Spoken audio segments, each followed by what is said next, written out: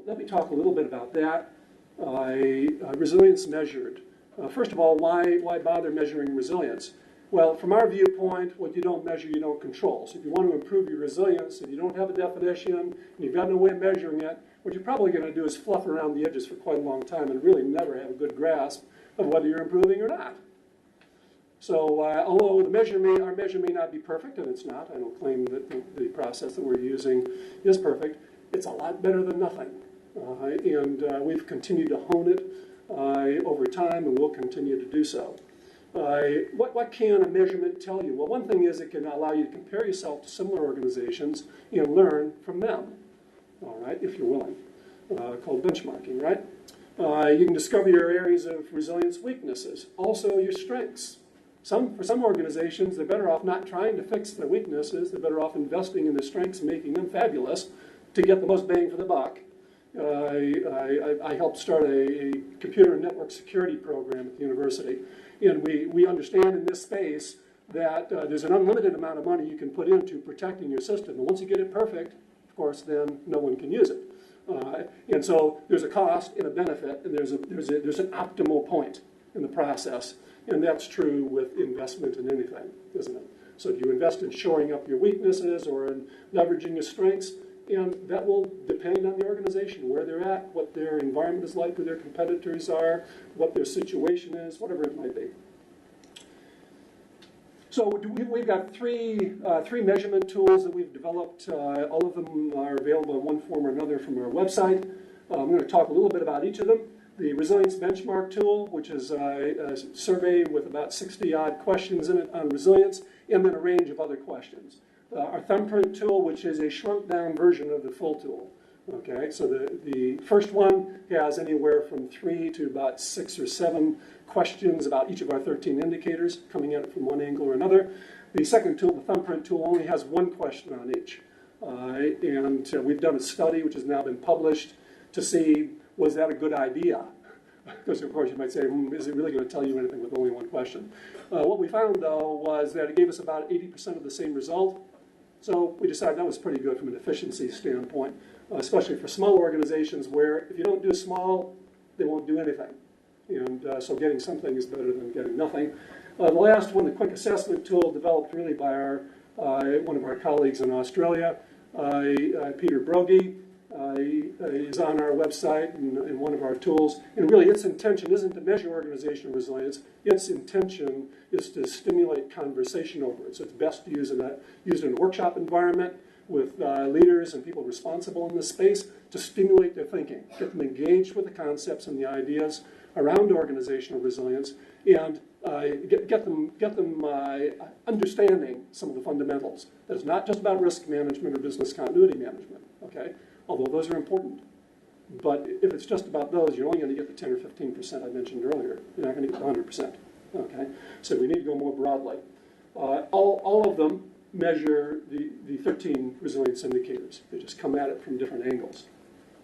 So I want to talk briefly about each of those. Our resilience measurement tool, the full benchmarking tool, it's an online tool. It's we've used typically up until recently. We've been using SurveyMonkey as a simple mechanism for getting it into the hands of the people who are wanting to survey. But we've just been in the process of automating a report generation process, so it will be available from our website sometime in the next month or two. Not free of charge, though. It'll be licensed, not a high cost, but it's a complicated tool. Used in the wrong way could possibly make you less resilient, because it might convince you you're actually already okay. So that one's a little more complicated. So you'll have to engage with us in order to use that one. But it is still, to use it, still reasonably straightforward. It's what it means when you get done.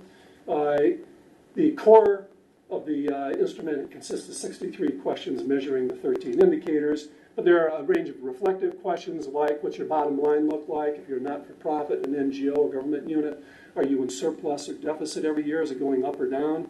What's your cash flow look like? Do you do a regular staff engagements survey, which would be an indicator that you're engaging with your staff or they're ignoring them? So we've got a range of other measures as well that help us understand. Obviously, we ask about your industry. The other interesting thing is that there's two versions. They all have the same 63 questions, but the senior manager version, senior executive version, is the only one that has the 18 reflective questions and a range of other demographics about the organization, because you only need one person to fill that part out. But in fact, we don't want just the senior executive's view. They're always more optimistic than the rest of the organization, has been our experience. The emergency managers and risk managers and senior executives are always more optimistic about how resilient they are. Whereas that may or may not be true, but it's not the whole picture. So really, to use the tool effectively, you should have everybody in the organization use it. We ran a study, I ran a study 2011, 2012 with the Australian water industry. One of the companies, Sydney Water, they were the ones who sponsored the study, 3,000 employees. They didn't want to have all 3,000 employees fill out this survey, which is going to take them 20 or 30 minutes. So we took their entire management structure from supervisors up, which accounted for about 150, 160 people, and then a random sample of everybody below that. But you still ask, what's your role in the organization? What department are you in? So we populate the survey with the exact structure of the organization so they can select the right piece. But as a consequence, we can compare the views of different parts of the organization to see, well, what is really going on here? Do we have Pollyanna at work here, or is the organization on the same page and they have a common understanding of where things are going? Accessed by an email link, so it's a simple, relatively simple rollout. That's the overview. We've got various ways we can use that tool. So one way is you can use it with individual organizations. So we did a study in Auckland, which was the study to help develop this tool in the first place.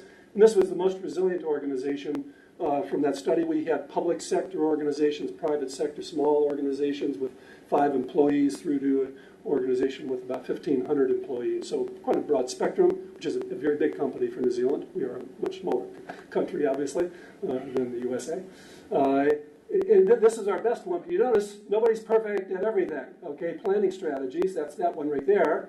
They were doing that flash, but they were pretty strongly looking pretty good for right across the boundary. You notice that there's still quite a lot of overhead here, though. They aren't perfect, and they were the best ones. And that's usually a good indication of the effectiveness of a measurement tool like this, because it's easy to get 100% or impossible to get past 10%. There's something wrong with the instrument. So we were encouraged by that. This was the least resilient organization. You notice that in spite of being the least resilient, they are not horrible at everything. So the thing that they're doing pretty good on is the proactive posture. But they're not doing too flash on the external resources. That tells me they're probably looking at serious financial problems of various sorts, sort of like the U.S. government. So just had to inject that. That's individual. So you get an individual report on your organization by having a study done on your organization. Sectoral groupings. So as a consequence of the Christchurch earthquakes, we did a random sample of almost 1,000 organizations from our region across 10 slices through the economy. The survey wasn't just the resilience thing. It included impacts of the earthquakes, effect of disruption to critical infrastructure, what you thought about your insurer, quite a broad swath to give us a good feel for what was going on after the first earthquake, and we repeated that in various guises 3 times since then, and we're continuing that study under another guise, from another pot of money, you might say. But some of I'll just give you a snapshot. The idea here isn't to tell you everything that we're doing about everything, but give you some feel for some of the things that we're doing. So the result you see there is after the 4th of September. That was the first earthquake. These results are actually pretty strong. They're all between 70 and 80% plus or minus a little bit. Initially, we were slightly surprised by that, but when we went out and talked to a few organizations, so we don't just survey them. We go out and interview them. We've got a pile of case studies around this, so we've got a deep understanding of what's going on as well. It wasn't surprising once we understood what had really happened. We started collecting this. The event was on the 4th of September. We started collecting the data in November, which was not too far away, but it wasn't right on top of it. And by that point, they're thinking, we've had the big one. We must be doing okay. We're still functioning. The population is still here. We're recovering already. And this was a world-class event. This was the big one. So they're all feeling pretty good. just in case you don't quite know what FMCG is, which I wouldn't be at all surprised, it's the supermarkets. Supermarkets, dairies, small groceries, local grocery stores, sort of thing.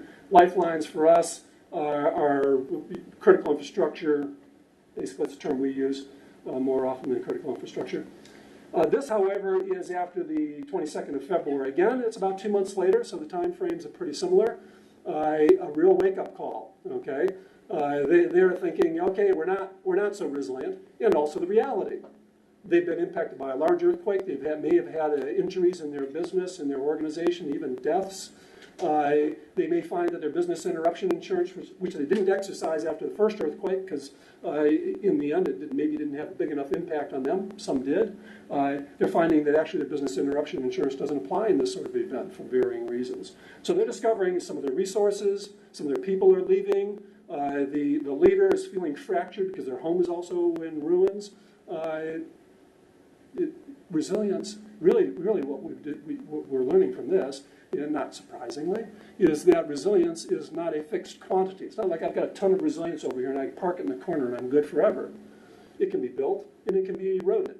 And we're seeing that in this picture. The third snapshot a year later, we've had a couple more big earthquakes, but they haven't been as damaging because the stuff that could be damaged is already pretty badly broken. And you can see quite a lot of rebound, but it's not perfect. You can see some areas, lifelines, they're doing okay. Of course, they've got government funding, so they're not too worried about their money. In fact, they're getting extra resources, so the resourcing side's looking pretty good. Also, ICT, information and communication technology industry, looking pretty good because most of their customers are offshore. Okay, so they haven't been eroded in terms of their income base, their ability to keep their people employed. Not surprisingly, the central business district, not looking too good because it was cordoned for 2 years. Like the cordon wasn't removed finally, the last remnants of it until about a month ago. So they weren't feeling too good because they were struggling desperately. So a reasonable snapshot by sector. So you can look at your individual picture in peacetime or wartime. You can look at a picture comparing you as a sector, or you could do a collaborative benchmarking, which was this Australian water industry study. And this is just a snapshot of one of the graphs out of it. But what you're looking at there, all those squiggly lines, each line represents one of the water utilities. So utility A is that light blue line, right? Utility B, the red line, and broken down amongst the 13 indicators into the 3 attributes: leadership and culture, networks, and change ready. The interesting thing about this is you notice that they're pretty close proximity to each other. There's not a huge spread. And again, you have to think a little bit about why that would be. Is that an indication really is not a big deal? You know, there's no difference. Well, you have to consider how we selected them. Number one, all from the same industry, so you'd expect some commonalities. Number two, when we selected the water companies to be involved in the study, we selected what had the 5 water companies in Australia that had the reputation for being the most resilient. So they should be pretty similar. In spite of that fact, you'll notice that there's some quite tight clusterings of leadership, not big differences there. But on some aspects, like our planning strategy, some quite big spreads amongst some of them. And none of them are fantastic at everything. In fact, the worst of them are quite good at some things and terrible at others. And this was an exercise. They shared all of that with one another. There were about 50 recommendations that came out of it for the industry, and they were prepared to share that information with one another because they all wanted to get better. And in Australia, the water industry is very collaborative. They've got a very cooperative culture across the country because it's a dry place. Probably not surprising, it's a dry place, and water is a big issue for them. They had just come off of a 10-year drought, worst drought in their recorded history. So they had reason to participate and collaborate with one another. It's not always necessarily easy, but a lot to be learned. They learned a huge amount. Of course, in the end, though, the proof is in the pudding. The pudding is in the eating. And some of them are definitely eating the results of doing something with it. Others think they're okay and they're not. Or their finances aren't there. Or, you know, it's like we come up with all kinds of excuses to push things onto the back burner. The Resilience Thumbprint tool, as I say, very simple. 13 questions, plus a few. Again, we ask about the organization structure, size, how many employees, what do their finances look like, a few other questions. The 13 core questions, one for each of the indicators, simple to fill out on a 8-point Likert scale. You finish it and you get an immediate comparison chart that looks like that. Okay, so if you went online after this meeting and completed it, you get an immediate report. Now, when you go to the first page, though, you need to know something. We're going to keep the data, all right? We will keep it confidential.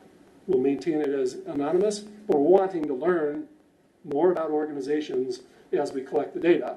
And also, there's a little box in that first screen that says, if you're just playing with it, please tick here, all right? If you're really doing this for real, you don't have to tick that box. So I ticked the box when I filled it out for this screenshot. Okay, and you can see for our comparators, and this is aimed at smaller organizations. So that's the comparator group, and pretty average. Okay, not terrible, not fabulous. And then some immediate feedback, areas to work on, decision making, and innovation and creativity. And then, well, what does that mean? What's the suggested action plan? Decision making and innovation and creativity. Oh, why doesn't it say innovation and creativity there? Why doesn't it say something about decision making? Because sometimes the problem isn't, it underpins, comes at it from a different direction. So leadership often is an underpinning problem, and staff engagement. You don't have your staff engaged, guess what? They're not going to innovate. Okay, they're not going to be creative. If they're worried, they're going to get slapped down every time they try something different. They're going to hunker down, and they're going to do their best to keep their head out of the way and below the parapet. Okay, so simple, immediate feedback. Its intention isn't to create a perfect analysis. Its intention is to motivate the organization to begin thinking about resilience in a broader sense. Yes, the business continuity and risk sense, but in a broader sense also. And we've got other resources as well. We've got a little booklet that we developed for our Ministry of Civil Defense and Emergency Management. They were running an exercise last year called New Zealand Shakeout. We had about half of our population participate in that. Unbelievable, really. Not very many in Christchurch, though. They had the real thing already. They didn't want to participate. But Wellington had about 55, 56%. I think Auckland had about 48%. That's of the total population, not just the kids. Small businesses, individuals, organizations participated in the exercise. It doesn't mean they all took a copy of this, but it's freely available from our website. Very simple. If you didn't get past the first page, you learned something about resilience. So we're developing a range of tools so that our research actually gets used by people and makes a difference to our communities. One of the other benefits to that thumbprint version is we can embed it in larger surveys. So if we're wanting to discover a bunch of other things about, say, we're involved in a new study we started about 6 months ago. It's a 4-year study on the economics of resilient infrastructure. We wanted to be capturing resilience data, but we also had to ask a whole bunch of other questions about a range of other things. But we can embed a 13-question thumbprint in the midst of a larger survey. Tried to do that with 63 questions and a bunch of demographics, and nobody's going to fill the thing out. So there was a benefit to that piece of development. Quick assessment tool, simple spreadsheet. You fill it out across the 13 indicators with a set of 2, 3, 4, 5 questions around each of the indicators. So we're looking at staff engagement here along a simple scale from one side to the other, from positive to negative, and you get an immediate result. And you can sit down and start talking about, well, what does that mean for us as an organization? Why is our leadership not looking at Flash, or our innovation, or our staff engagement, or our decision making, or our networks? And you can start engaging with it, and not just on one facet. And that's part of the problem we've had in the past. We've looked at a single facet. We've said this is multidisciplinary, and then we've looked at a single facet. That's just not going to be reality. Okay? You're not going to get to reality if you make it too simple. Obviously, the opposite is also true. If you make it too complex, you're not going to understand what's going on because of the complexities. So there are a balance to be struck. As I mentioned, the full benchmark tool requires a license. All you do is request it from us. We'll have a conversation, see how you're going to use it, provide you with some guidance, and then work through the process to make it available. I think per organization it's $300, so it's not a lot of money. Depending on what you're going to do with it, you may require some training. You might have to pay for that. But that's a dialogue we can have. The thumbprint is freely available. Go on and use it this evening if you want. The quick assessment tool also freely available, but realize it's not intending to measure resilience. It's intending to stimulate.